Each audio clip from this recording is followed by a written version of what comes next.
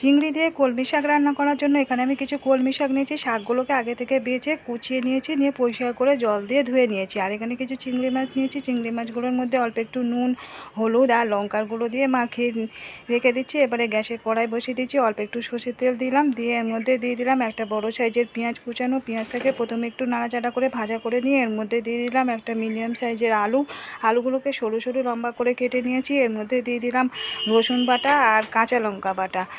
রসুন আর কাঁচা লঙ্কাটাকে 2-4 মিনিট একটু নাড়াচাড়া করে ভেজে নিয়ে এর মধ্যে দিয়ে দিলাম স্বাদ মতো নুন আর হলুদের গুঁড়ো। নুন হলুদটাকে দিয়ে খানিকক্ষণ নাড়াচাড়া করে নিয়ে এর মধ্যে ম্যারিনেট করে রাখা চিংড়ি মাছগুলো দিয়ে দিলাম। চিংড়ি মাছটাকে এবারে খানিকক্ষণ কষিয়ে নিয়ে তারপরে কষানো হয়ে গেলে এর মধ্যে কেটে রাখা শাকগুলোকে দিয়ে দিচ্ছি। দিয়ে এটাকে জল দেবো না, ঢাকা দিয়ে দিয়ে করবো। কিছুক্ষণ বাদে ঢাকাটাকে খুলে একবার নেড়ে দেবো। গ্যাসের ফ্লেমটা লোতে রেখে দিয়েছি। এখন কিছুক্ষণ বাদে একবার নাড়াচাড়া করে আবার ঢাকা দিয়ে দেবো। এইভাবে ঢাকা দিয়ে দিয়ে করলে শাকটা তৈরি হয়ে যাবে চিংড়ি দিয়ে কলমি শাকের রেসিপি।